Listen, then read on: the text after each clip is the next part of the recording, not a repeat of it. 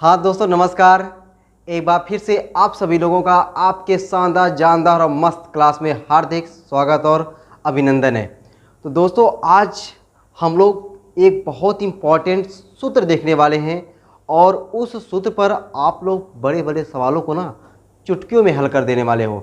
तो उस सूत्र को निकालने के लिए तुम तैयार होइए भाई, कापी और पेन निकाल लीजिए और चीज़ों को बहुत अच्छे तरीके से समझिए और साथ साथ नोट्स एकदम बनाते चलिए। जैसा कि दोस्तों हम लोग अपने पिछली वाली क्लास में वैद्युत प्रतिरोध क्या होता है, विशिष्ट प्रतिरोध क्या होता है, वैद्युत चालकता क्या होता है, विशिष्ट चालकता क्या होता है, ये सब चीज़ों को हम लोगों ने बहुत अच्छे तरीके से इसके मात्रक, बीमा, परिभाषा, ये सब चीज़ों को बहुत ही अच्छे तरीके से समझ लिए हुए थे और मुझे उम्मीद है कि आप सभी लोगों को वहाँ तक चीज़ें बहुत ही अच्छे तरीके से समझ में आ गई होंगी। तो आज हम लोग पहले समझते हैं कि वैद्युत प्रतिरोध की लंबाई पर निर्भरता, वैद्युत प्रतिरोध की लंबाई पर निर्भरता, और वहाँ से हम लोग एक बहुत ही प्यारा सा सूत्र देखने वाले हैं। और सूत्र कैसे कैसे आएगा ये आप लोग भाई बढ़िया से एक बार देखिए। तो भाई वैद्युत प्रतिरोध सब लोग जानते हो ना, वैद्युत प्रतिरोध क्या होता है। वैद्युत प्रतिरोध वह होता है जो क्या करता है, वैद्युत धारा के मार्ग में रुकावट डालता है। वैद्युत प्रतिरोध वह होता है जो धारा के मार्ग में क्या करता है, रुकावट डालता है, वही वैद्युत प्रतिरोध होता है। तो वैद्युत प्रतिरोध का जो सूत्र है, वैद्युत प्रतिरोध वाला सूत्र याद है ना, सूत्र क्या है, आर बराबर रो यल अपान ए, यही सूत्र है ना, आर बराबर रो यल अपान ए। रो क्या है, विशिष्ट प्रतिरोध है, यल क्या है, लंबाई है, ए क्या है, एरिया, क्षेत्रफल है। रो विशिष्ट प्रतिरोध है, यल लंबाई है, ए एरिया है। हमको सूत्र किस पे निकालना है, लंबाई पर निकालना है। किस पे सूत्र निकालना है, लंबाई पर निकालना है। तो हम लोग जो ऊपर नीचे गुणा करेंगे वह लंबाई वाले से गुणा करेंगे। लंबाई पर सूत्र निकालना है, इसीलिए ऊपर नीचे जो गुणा करेंगे लंबाई वाले से। देखो भाई कैसे, आर बराबर रो यल अपान ये हाई है, लंबाई पर सूत्र निकालना है, इसीलिए ऊपर नीचे यल से हमने क्या कर दिया, गुणा कर दिया। यल से क्या कर दिया, गुणा कर दिया, ठीक है ना भाई। आर बराबर रो यल यल गुणे यल, यल गुणे यल, यल स्क्वायर, एल स्क्वायर बटे ए गुणे यल। ए गुणे यल जो है आयतन हो जाता है, क्षेत्रफल गुणे लंबाई आयतन हो जाता है। क्या हो जाता है, आयतन। और आयतन को लिखते हैं बड़का वी से, आयतन को क्या लिखेंगे, बड़का वी से। अब भाई अगर एक ही पदार्थ का एक ही तार हो, एक ही पदार्थ का तार हो और उसको आप चाहे खींचो चाहे उसको मोटा करो चाहे पतला करो, मतलब खींचो चाहे दबाओ, यही ना, खींचोगे तो पतला हो जाएगा, दबा दोगे तो मोटा हो जाएगा।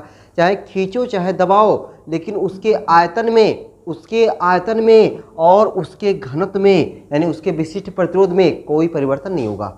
चाहे तार को खींचो चाहे तार को दबाओ, तार के आयतन में और तार के विशिष्ट प्रतिरोध में कौनो परिवर्तन होने वाला नहीं है। यानी कहने का मतलब ये है कि आपका रो क्या होगा, कांस्टेंट होगा। रो क्या होगा, कांस्टेंट होगा। साथ ही साथ बड़का वी मतलब आयतन, आयतन भी क्या होगा, आयतन भी आपका कांस्टेंट होगा, कांस्टेंट होगा। जब भाई आपका रो कांस्टेंट हो गया, वी कांस्टेंट हो गया, अब हम कैसे इसको लिख सकते हैं, R proportional to L square लिख सकते हैं कि नहीं, R proportional to L square. ये सूत्र आपको दिख रहा है, R proportional to L square, R proportional to L square. अगर दोस्तों हम लोग यहाँ पे लंबाई को यानी यल को हम लोग क्या करें, दो गुना करें, यल को दो गुना करें तो आर क्या हो जाएगा, यल को अगर हम दो गुना करेंगे तो आर क्या हो जाएगा, देख के बताओ भाई। ये दो गुना यानी दो का स्क्वायर चार गुना हो जाएगा, आर क्या हो जाएगा, चार गुना हो जाएगा।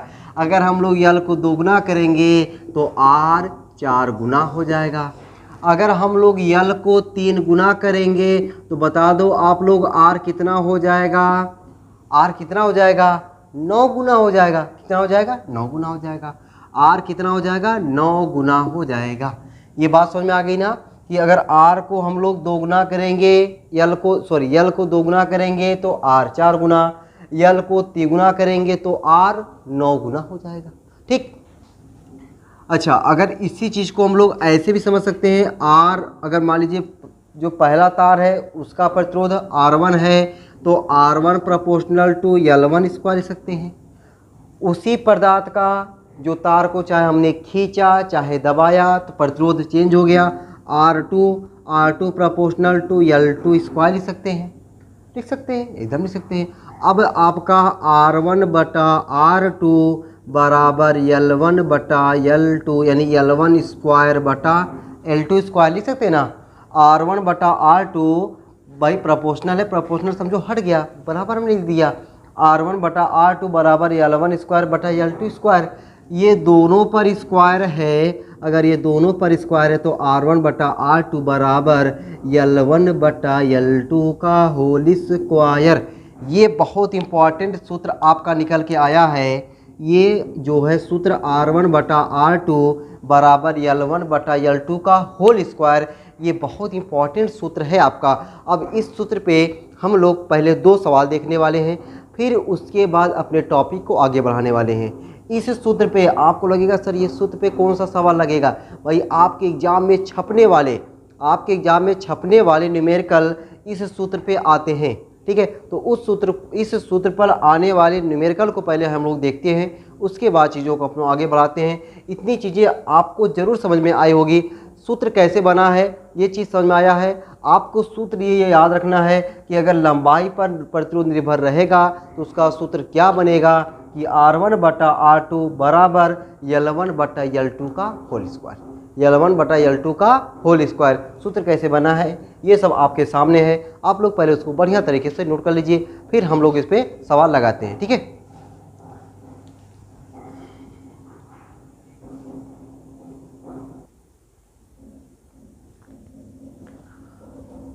हाँ दोस्तों, हमने आपके सामने 2 क्वेश्चन लिखे हुए हैं।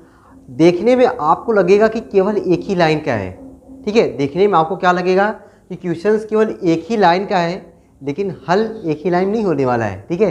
हल जो हमने सूत्र बताया है उस सूत्र पे हल होने वाला है।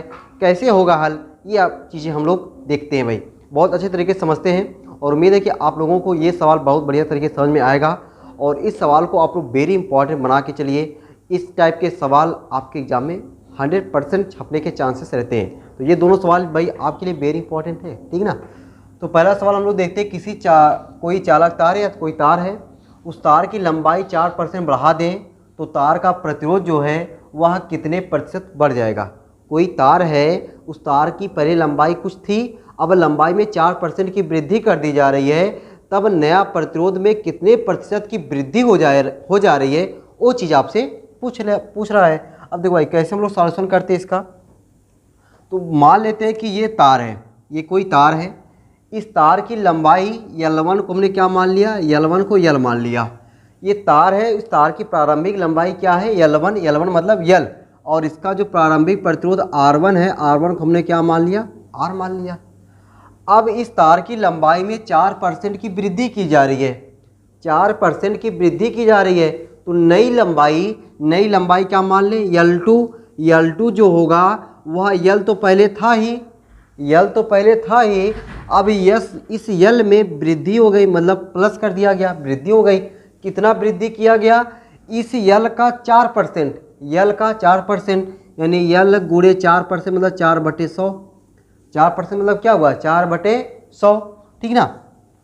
अब देखो भाई L2 मतलब क्या हुआ, L2 बराबर L प्लस, अब इसको अगर काटे हम काट दे क्या, 4 से 25 चौके 100 यानी L/25, यही ना, L/25, 25 चौका 100, 25 के 25 एक 26 यानी 26L/25, 26L/25।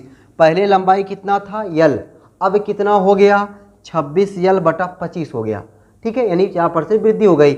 अब मान ले रहे हैं जो प्रतिरोध हो गया वह प्रतिरोध क्या हो गया R2 हो गया। अब नया प्रतिरोध ऐसा लिखते हैं, नया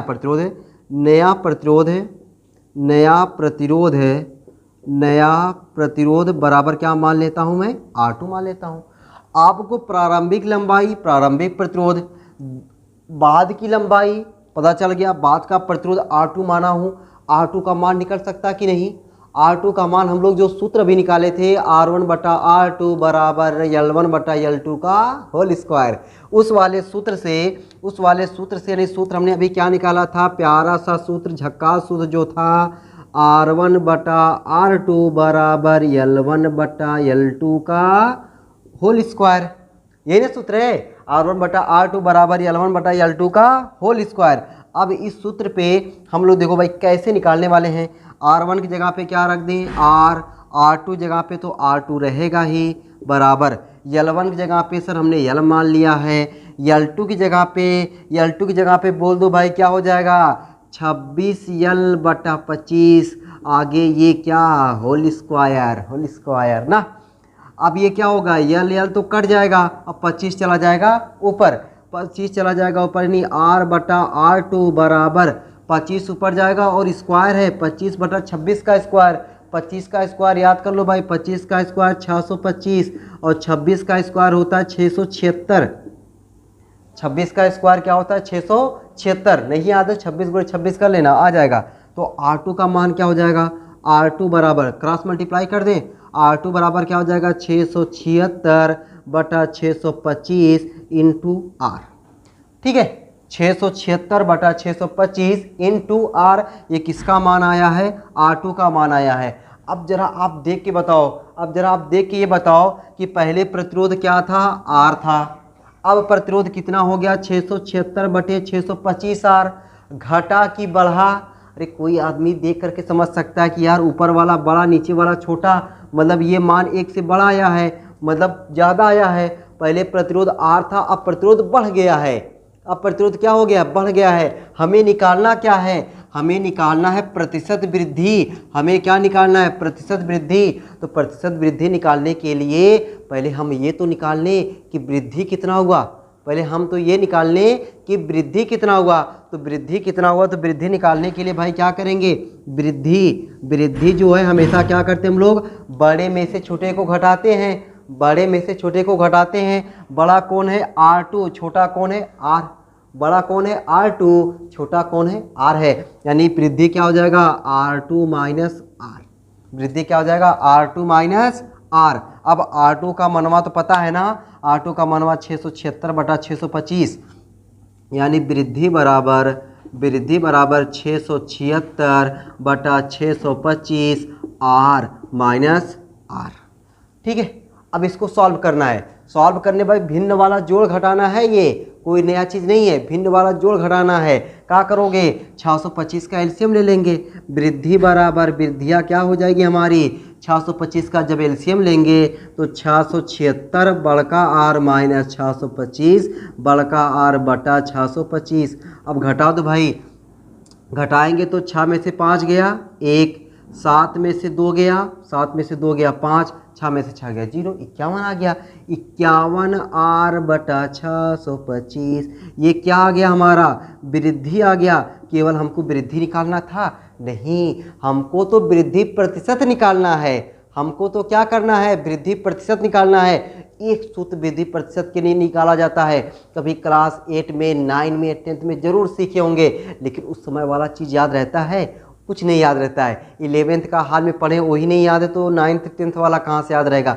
तो याद है तो कोई बात नहीं, नहीं याद है तो कैसे सूत्र वो बनता है प्रतिशत वृद्धि जो हम निकालते हैं, प्रतिशत वृद्धि कैसे निकालते हैं उसका एक सूत्र है। वह सूत्र देखो भाई क्या है कि अगर हमें क्या चाहिए प्रतिशत वृद्धि या कमी, प्रतिशत वृद्धि या कमी, यहाँ पे वृद्धि है तो वृद्धि वाला प्रतिशत वृद्धि बराबर जो वृद्धि या कमी हो ऊपर रहेगा बटे, ठीक है वृद्धि या कमी जो होगा वह ऊपर रहेगा, नीचे वह प्रारंभिक मान रहेगा, प्रारंभिक मान यही याद रखना है।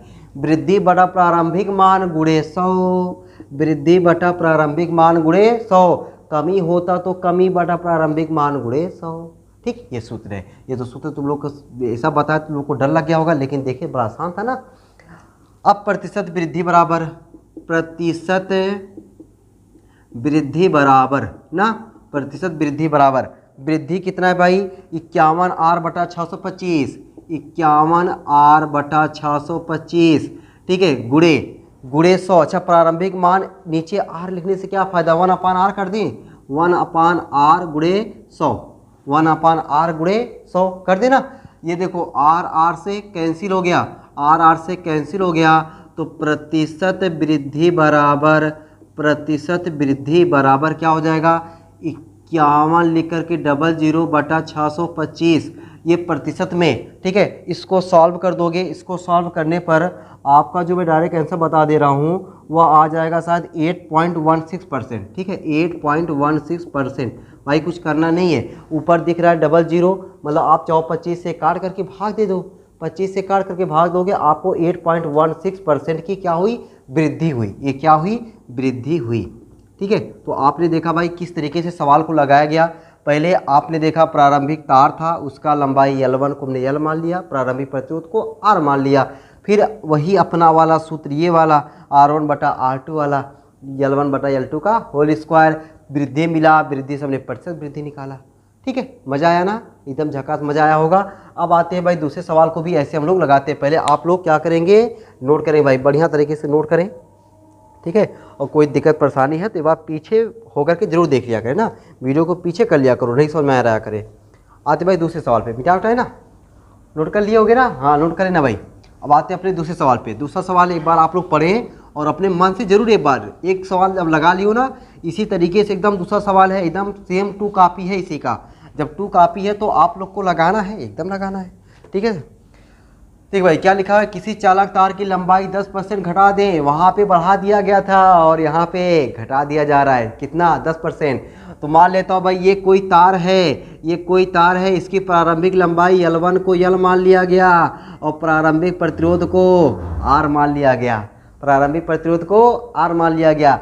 अब की बार लंबाइया में क्या हो रही है, घटो क्या बोलेंगे, तो घटोत्तरी, यही ना, मतलब घटाया जा रहा है यार, ठीक ना, घटाया जा रहा है। जब घटाया जा रहा है तो L2 बराबर क्या हो जाएगा, L1 में से घटाया जा रहा है तो माइनस हो जाएगा, कितना, L का 10%, मतलब 10/100, यानी 1/10 आ गया, यानी L2 बराबर L माइनस L बटा 10, 10 एक 10, 10 में से 1 गया 9, 9/10 L, ठीक है, 9/10 L।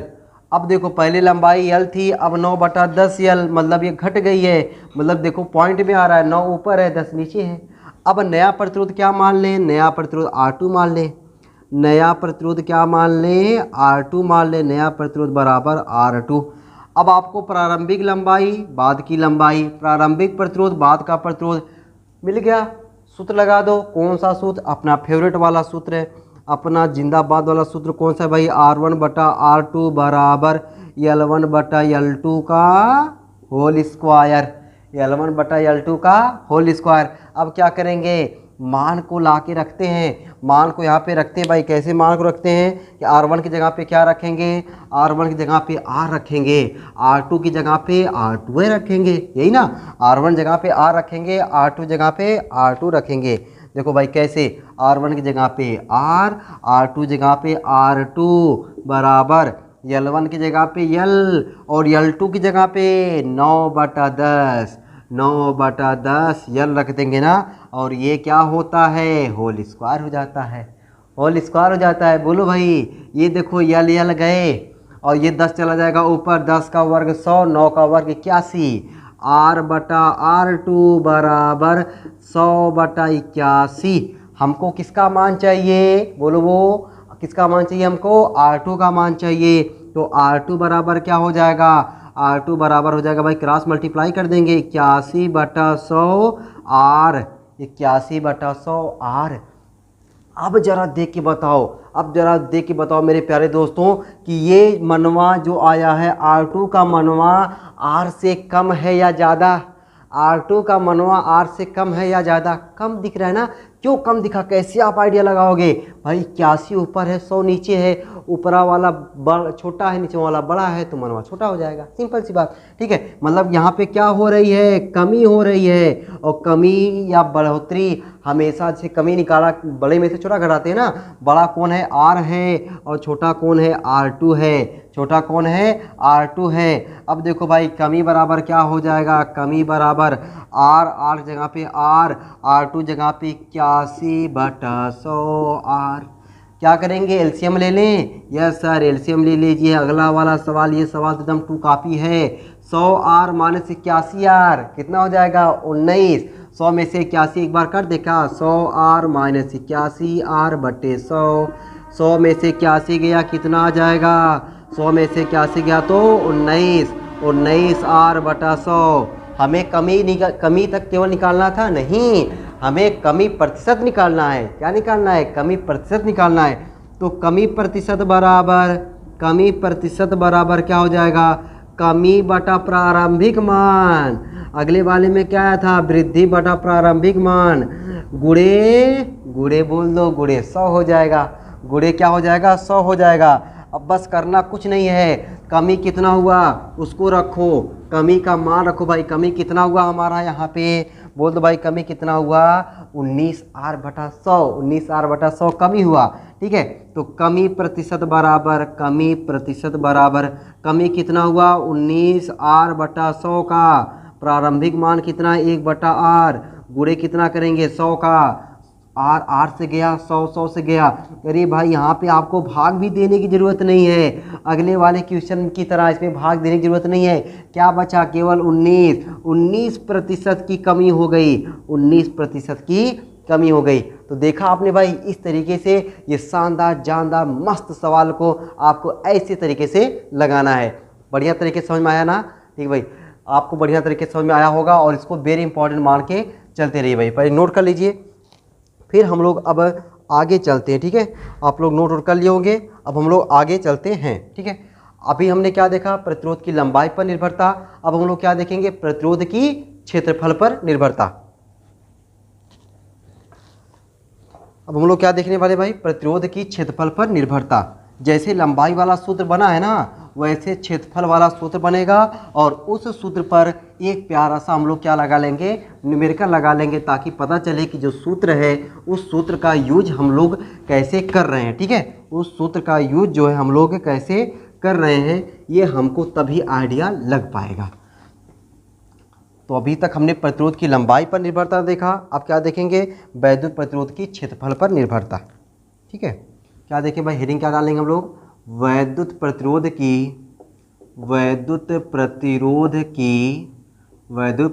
की क्या?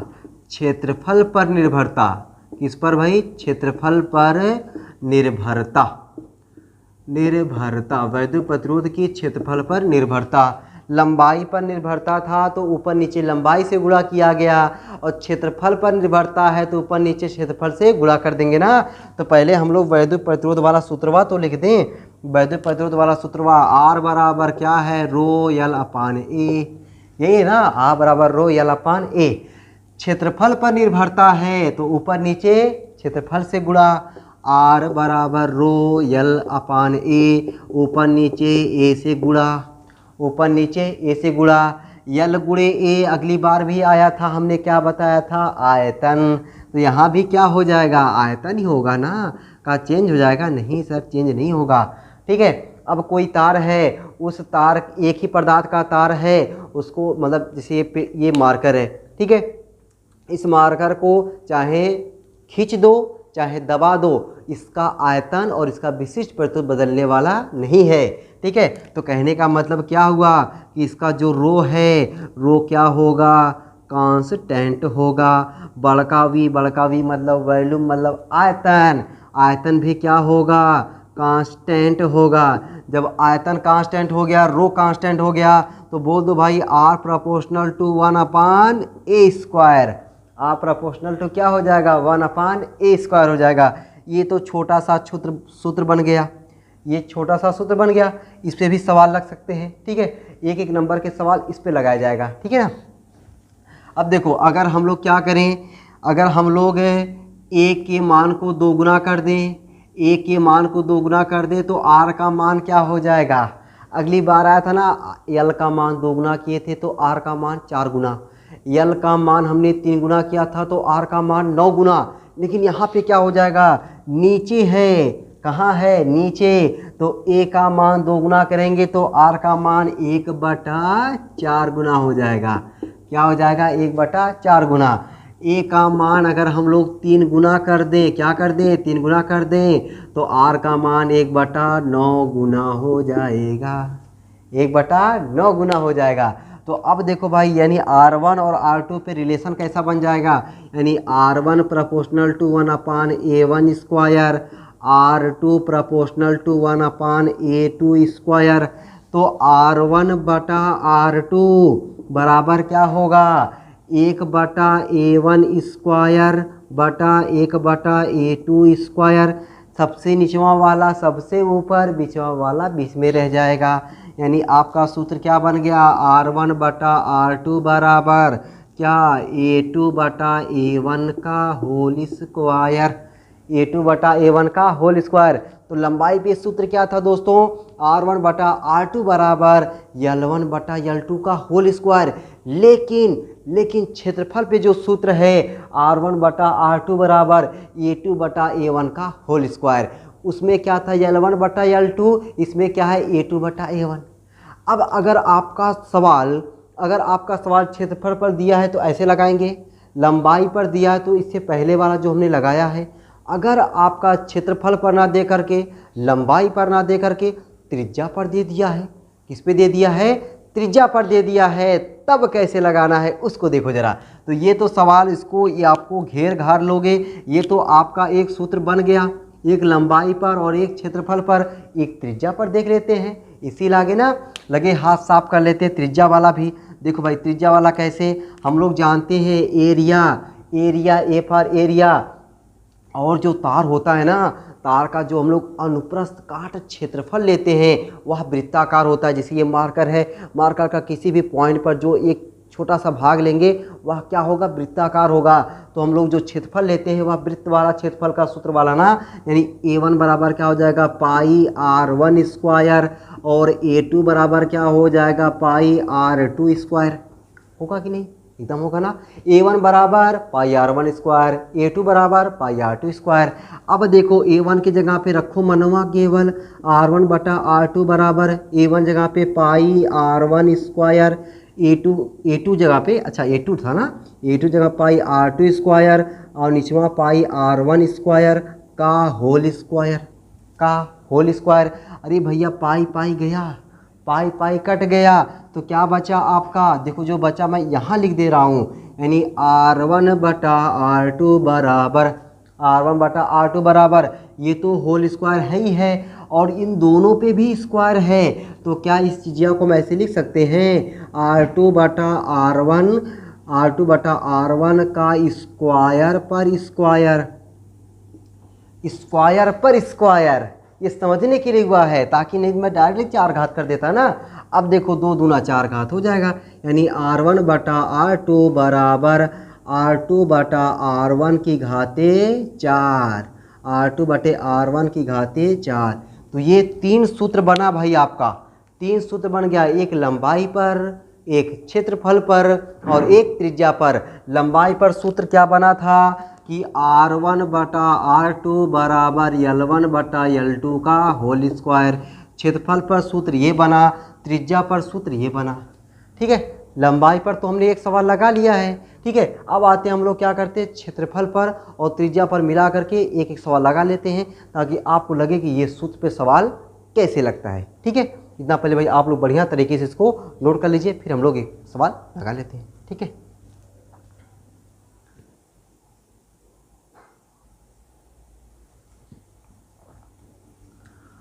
हाँ दोस्तों, हमने जो अभी सवाल बताया ना आपको, मतलब सूत्र जो R1/R2 बराबर R2/R1 की घाते 4, उस पर ये बहुत ही प्यारा सा न्यूमेरिकल है। न्यूमेरिकल को पढ़ते हुए क्या है, यदि किसी तार की त्रिज्या 2 गुनी कर दें, कोई तार है और ये त्रिज्या पर सवाल है। अभी से पहले सवाल किस पे था, लंबाई पे था, अब किस पे सवाल है, त्रिज्या पर। त्रिज्या को क्या कर दिया जा रहा है, 2 गुनी कर दिया जा रहा है। 2 गुनी कर दें तो उसका प्रतिरोध कितने प्रतिशत घट जाएगा। ठीक है, तो तार की लंबाई में वृद्धि किया जा रहा है, तार की लंबाई में क्या किया जा रहा है, वृद्धि किया जा रहा है, उसका प्रतिरोध कितने प्रतिशत घट जाएगा, ये हमको निकालना है। ठीक है, देखो भाई कैसे लगाते हैं।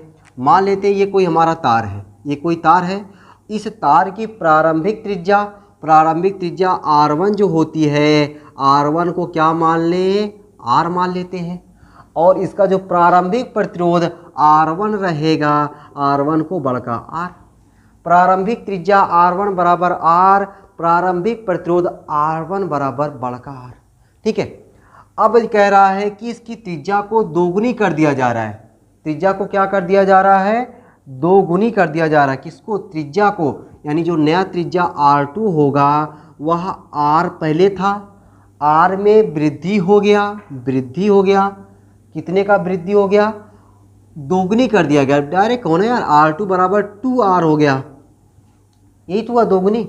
R2 बराबर क्या हो गया? 2R हो गया। अब जो नया प्रतिरोध है, नया प्रतिरोध है, नया प्रतिरोध को क्या मान लें? नया प्रतिरोध को R2 मान ले रहे हैं। नया प्रतिरोध को R2 मान ले रहे हैं। हमें त्रिज्या मिल गया प्रारंभिक, प्रारंभिक प्रतिरोध। बाद की त्रिज्या, बाद का प्रतिरोध। सूत्र बन जाएगा ना। सूत्र कैसे बन जाएगा? सूत्र देखो ऐसे बन जाएगा कि R1 बटा R2 बराबर R2 बटा R1 की घतिया बोल दो 4 हो जाएगी। घतिया कितनी हो जाएगी? 4 हो जाएगी। तो यहाँ पे R1 की जगह पे बड़का R, R2 जगह पे तो R2 लिखेंगे, लेकिन R2 की जगह पे क्या लिखेंगे ये आप लोग बता दो। R2 की जगह पे क्या हो जाएगा? 2R हो जाएगा। R1 जगह पे R रहेगा और इसकी घात क्या हो जाएगी? 4। R से गया, R से तो गया, ठीक है। यानी R बटा R2 बराबर क्या हो जाएगा? 2 की घातें 4, 2 की घात 4 मतलब 16। 2 की घात 4 मतलब क्या हुआ? 16। तो अब यहाँ से R2 बराबर क्या आया? R2 बराबर जो आया R बटे 16, R बटे 16। पहले प्रतिरोध R था, अब प्रतिरोध क्या हो गया है? घट गया है, कमी हो गई है। क्या हो गई है? कमी हो गई है।